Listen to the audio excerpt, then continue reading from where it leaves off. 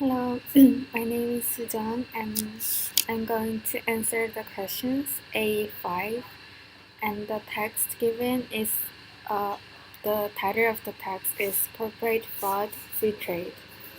Um, to sum up the text, the author is saying that free trade gives negative impacts to the domestic industries by causing the unemployment rate rising and depress the economy and make the huge trade deficit. The author is mentioning about few free trade barriers that can be imposed on the economy, such as administrative barriers, and these can help better the environment for workers. And as I highlighted here, um, the government should oppose the free trade agreements to make the economy and societal structure better. And to answer the question A, two on the administrative barriers, um, the first barrier can be the definition of administrative barriers are government or administrative regulations or requirements that result in a lower level of imports to a country. So first type of such barrier can be product standards to meet certain domestic requirements. For example, when importing apple, the apple should weigh more than 5 pounds. Such product standards can be the domestic requirements, and the second barrier can be the sanitary standards to protect the health of consumers as well as industries, and these prevent the nation from getting the influenza or other types of um, epidemic diseases to be imported along with the products. And to answer the question B, first I should define the theory of absolute advantage. And a country is said to have an absolute advantage in the production of a good if it can produce more of it with the same resources or the same amount with fewer resources. So this is the absolute advantage diagram that I draw. Here the horizontal axis is the unit of avocado, and here the vertical axis is units of blueberry. And as you see here, this line is the line that represents the Mexico, because when Mexico produces 30 units of avocado, they only get to produce, the opportunity cost of doing that is 15 units of blueberry. So they get absolute advantage of producing the avocado. The second line here is the line that represents the situation of Maine, because they produce blueberry for unit of 20 while they produce 15 unit of avocado, and this shows that they get absolute advantage by producing blueberry. So they have reverse situation.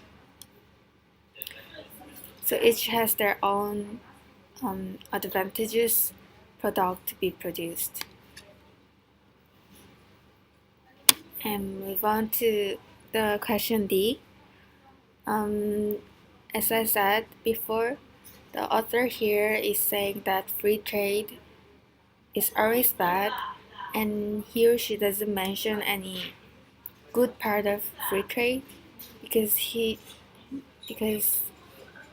that article itself keeps discouraging the governments of any country to restrict the free trade and put more trade barriers to protect the domestic industries. So there are few advantages, however. For example, consumers get to enjoy more variety of products if the free trade is available, and even get an opportunity to consume an exotic food that they never had chance to because the domestic industry doesn't produce or something. Also, there are few types of trade barrier that require a large amount of government spending, such as subsidy on domestic industries. So in this case, by allowing free trade, the government can take their hand off of domestic industries, and this can trigger competitive nature among the industries. For example, Samsung in Korea and Apple in America, two giant smartphone brands, smartphone brands, constantly upgrade their quality of products because they sense that consumers are around the world can compare to brands due to relatively free access to both brands.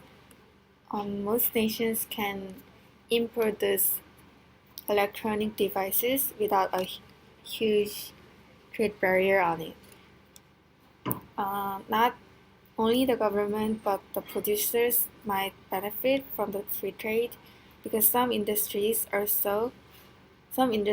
have to import their factors of production, such as labor, capital, and resources, from other countries to lower the cost of production. If there are less trade barriers and has free trade between two nations, the producers can decrease the price of their goods by decreasing the cost of production and attract more consumers. This will boost the production itself and increase the output produced domestically, which should also increase the GDP of a nation. For example, if Lipton, a famous tea brand in Great Britain, imports the peppermint leaves from Vietnam, and if there is less or no trade barriers, the Lipton can import at lower price in greater quantity. This may allow consumers to buy the finished tea bags at much lower price, or the company can earn more profit. So these are the advantages of free trade, but knowing that the author in this article also has a point, I mentioned the negative side of free trade.